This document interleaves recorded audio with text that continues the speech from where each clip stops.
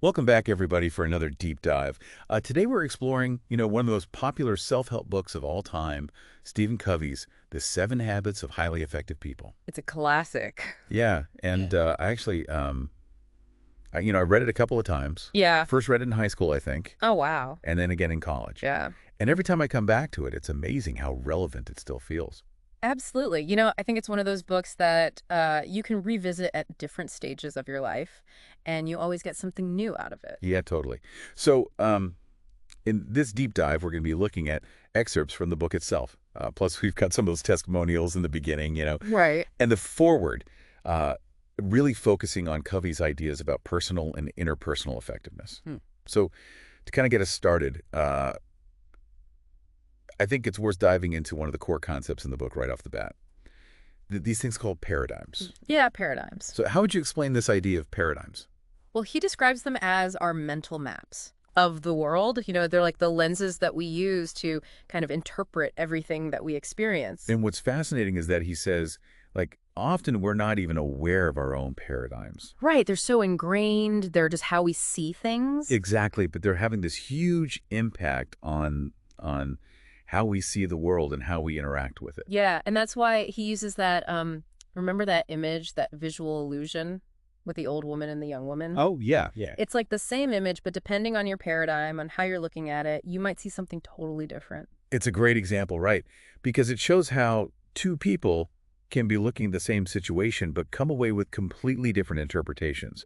And Covey's point is, if we really want to be effective, we have to start by looking at our own paradigms. Yeah, understanding those assumptions and biases that are shaping how we see things. Totally. And he doesn't stop there. He goes on to talk about this contrast between what he calls the character ethic and the personality ethic. So can you break down those two ethics for us a little bit? Yeah, so the character ethic is all about building your life on a foundation of principles. Things that are kind of timeless and universal. Okay. Things like integrity and honesty, fairness. Those core values. Exactly. And then you have the personality ethic, which I think is much more common in our society today. It's really focused on techniques, The quick fixes. quick fixes, like how to get ahead, Yeah.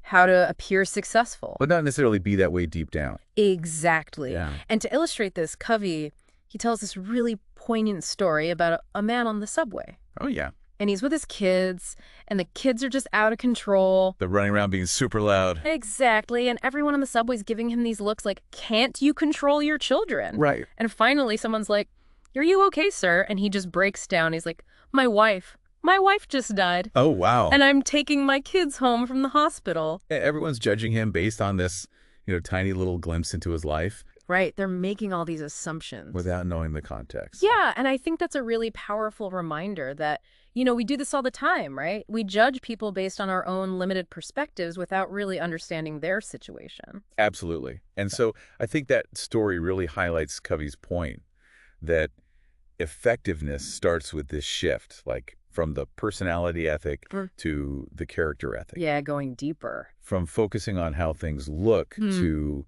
building our lives on something more solid. Yeah, exactly. It's about who we are, not just how we appear. So how do we start to actually put these ideas into practice? Well, that brings us to the first habit. Be proactive. Okay, so when I hear be proactive, my first thought is okay, be busy, take initiative.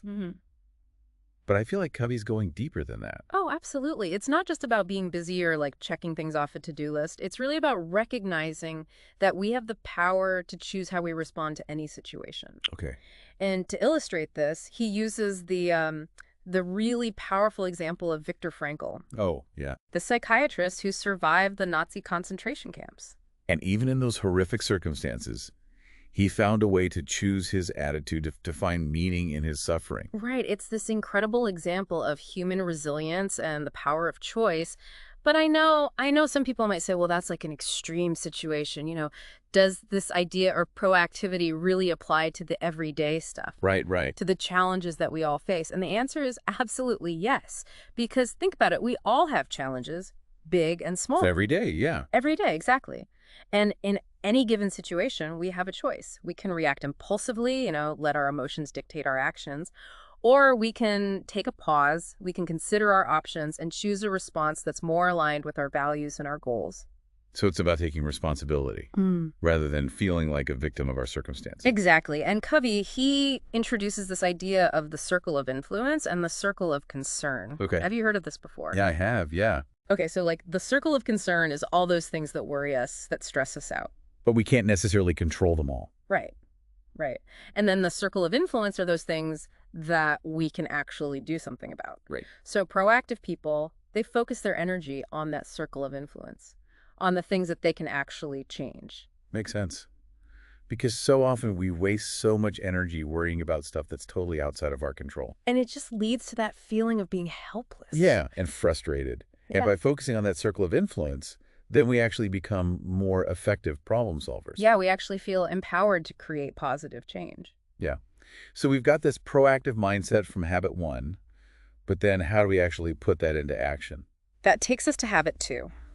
Begin with the end in mind. And a lot of people might think this is just about setting goals, but again, Covey goes a lot deeper than that. So what does he actually mean by begin with the end in mind? He's talking about living your life with a clear sense of purpose. Like, where do you want to go? What's your vision? Because without that vision, you're just reacting to circumstances, letting other people's agendas kind of dictate your life. Right. And he even suggests, like, thinking about your own funeral. What would you want people to say about you? What kind of impact do you want to have had on the world? Whoa. It's kind of intense. That's pretty intense, yeah. But makes you think about what really matters. It really does, yeah. So it's not just about achieving things. It's about aligning your life with your values and your vision for yourself. Exactly. And he compares this to building a house. You wouldn't just start building a house without a blueprint, would you? Definitely not, no. You need to know what you're aiming for, what the end result should look like. It's the same with life. Having that end in mind allows you to make choices that are in line with where you want to end up. Makes sense. So we've got the proactive mindset from habit 1, and we've defined our vision with habit 2. But how do we actually put all this into action on a daily basis? Right. Well, that's where habit 3 comes in. Put first things first. Okay, I feel like I've heard this one a lot. It's all about prioritizing, right? Exactly. Making sure your actions are aligned with your goals, with your values, not just reacting to whatever's screaming loudest at you. Okay, so it sounds like time management, but I'm guessing Covey's got a deeper perspective on it. Oh, he definitely does. He introduces this concept of the 4 quadrants of time management. Okay, I'm intrigued. Tell me about these 4 quadrants. Okay, so imagine like a square divided into 4 sections. Okay. Quadrant 1 is for things that are urgent and important. Think crises, deadlines, problems that need immediate attention. Right, those fire drills. Exactly. And then quadrant 2, that's for things that are important but not urgent. So like planning, relationship building, working on your own personal development. Oh, okay, so it's the important but not necessarily super time-sensitive things. Right, exactly. And then quadrant 3, this is where a lot of us get stuck. It's for things that are urgent but not important. Interruptions, unnecessary meetings, other people's priorities that we get pulled into. Oh, yeah, I can definitely relate to that one. And then lastly, quadrant 4 is for things that are neither urgent nor important. These are your time wasters, distractions, things that really don't contribute much of anything. Right, so like scrolling social media. Exactly. So the key here is to, I'm guessing, spend more time in quadrant 2 on those activities that really move us towards our long-term goals and well-being. Absolutely. The challenge is that most of us, we get so caught up in quadrant 1, putting out fires, and quadrant 3, responding to other people's demands, we end up neglecting those quadrant 2 activities that are crucial for effectiveness and really for feeling fulfilled. So how do we break free from that cycle of just always reacting to urgency? How do we start focusing on what truly matters? It takes a lot of discipline. It takes conscious effort. Covey suggests like learning to say no to things that aren't important. Oh, that's a hard one. Yeah, it is. Learning to delegate tasks effectively and scheduling time for those quadrant 2 activities. Blocking it off in your calendar like it's an important meeting. Yeah.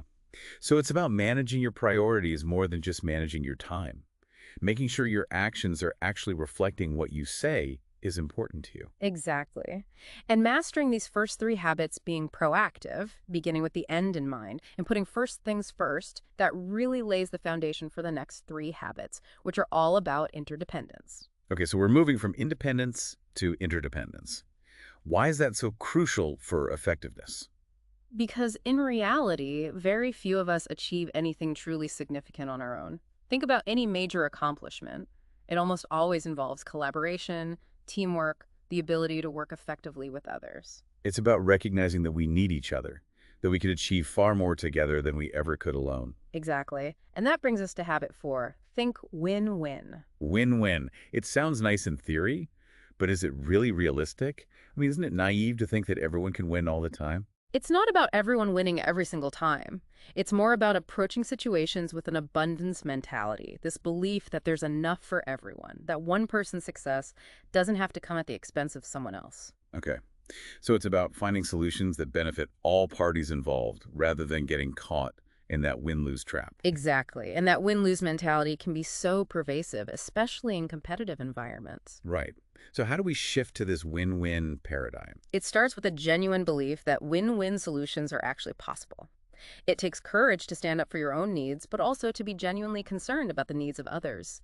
It's about seeing conflict as an opportunity for collaboration and creative problem solving, rather than a battle to be won. So it's like shifting from that adversarial mindset to a more collaborative one. Exactly. And that leads us to habit 5. Seek first to understand, then to be understood. This is about truly listening to others with empathy before trying to make your own point. It's about understanding their perspective, their feelings, their needs before you try to get them to understand yours. This seems so simple, yet it's something that so many of us struggle with.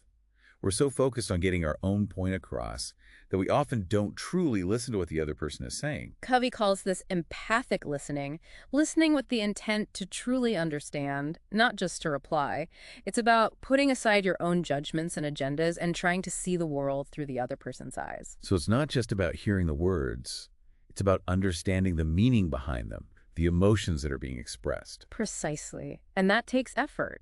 It means being present, paying attention, asking clarifying questions, Yeah. reflecting back what you've heard to make sure you're really getting it. It sounds like this habit is really about building trust. When we feel understood, it creates a foundation for more open and honest communication. Absolutely. And once you've achieved that level of understanding, then you can move to habit 6. Synergize. This is where the magic happens. Okay, synergy. I've heard this word thrown around a lot. What does it actually mean in the context of Covey's work? Synergy is about creating something new and better together, something that wouldn't have been possible individually. It's about valuing differences, recognizing that each person brings unique strengths and perspectives to the table.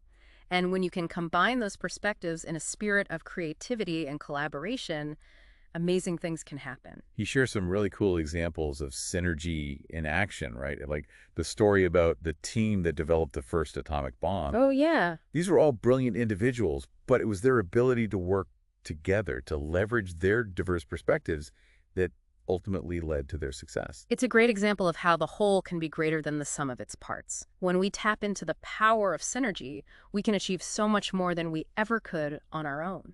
So we've talked about the first 6 habits, starting with personal effectiveness and then moving into interdependence. Where does Covey take us with the final habit? Habit 7 is all about renewal, sharpen the saw. It's about recognizing that we can't be effective in the long run if we're running on empty. We need to take time to recharge, to invest in ourselves physically, mentally, emotionally, and spiritually. I love that analogy of sharpening the saw. It's such a clear image. It's like if we don't take care of ourselves, we become dull, we become less effective in all areas of life. Exactly. Imagine trying to cut down a tree with a dull saw. It takes way more effort, it's frustrating, and you get much worse results. It's the same with us. If we want to operate at our best, we need to invest in activities that sharpen our own saws. So what does that look like in practice? What are some examples of activities that help us sharpen the saw? Well, it varies for each person, but Covey talks about these 4 key dimensions: physical, mental, social, emotional, and spiritual. Physically, it could be things like exercise, getting enough sleep, paying attention to what you eat. Mentally, it could be reading, learning new skills, engaging in activities that challenge you intellectually. And what about the social, emotional, and spiritual dimensions? Social emotionally, it's about nurturing your relationships, spending time with people you care about, contributing to your community.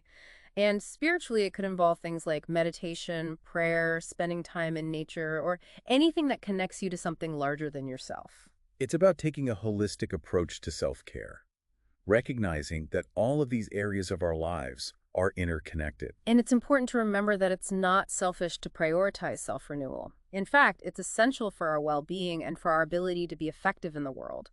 When we invest in ourselves, we become better equipped to handle life's challenges, to contribute to others, and to live a more fulfilling life. So we've covered all 7 habits. Covey presents them as this framework for living a truly effective and fulfilling life. But he also emphasizes that it's not just about achieving goals, it's about aligning our lives with these timeless principles, right? He calls them the character ethic. He argues they're the foundation for lasting success and happiness. These principles include things like integrity, honesty, fairness, service, and excellence. So the habits are really tools, a way to put those principles into action in our daily lives. Precisely. And when we live in alignment with these principles, it creates this upward spiral of growth. We're constantly expanding our capacity to live the 7 habits and to become more effective in every area of our lives. It's a journey, not a destination. Exactly. Covey reminds us that personal growth is a lifelong process, and the 7 habits are a framework that can guide us along the way.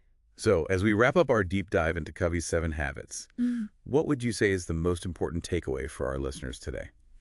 I think the most important takeaway is that we have the power to choose. We are not victims of our circumstances. We can choose our responses, we can shape our realities, and we can create a life that's aligned with our deepest values and aspirations. That's a really powerful message. And I think Covey's work really empowers us to step into that role of creator, to take ownership of our lives and become the architects of our own destinies. And I think that's a great place to leave our listeners today with that sense of empowerment, a sense of possibility.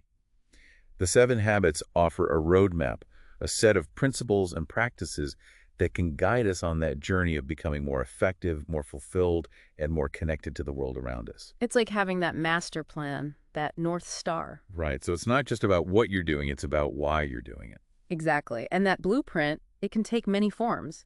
Covey talks about writing a personal mission statement, like a guiding document that outlines your core values, your vision for your life. So we've got this proactive mindset from habit 1. We've defined our vision with habit 2.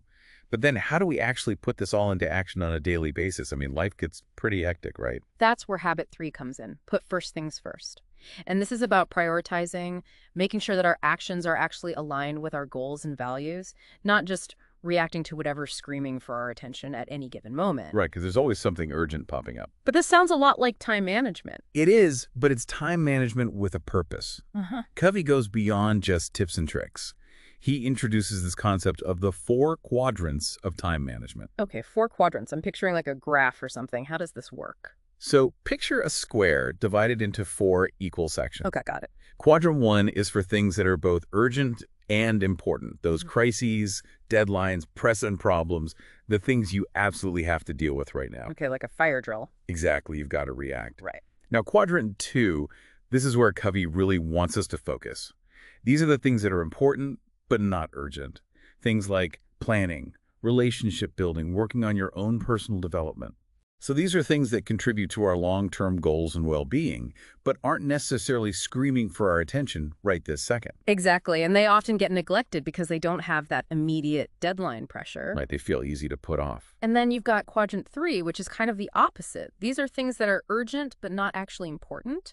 Think interruptions, unnecessary meetings, other people's priorities that we get pulled into. Oh yeah, I spend way too much time in quadrant 3 for sure. It's a trap. And finally, quadrant 4. This is for things that are neither urgent nor important. Pure time wasters, distractions, things that don't really contribute to anything. So that's where the mindless scrolling and binge watching happen. You got it.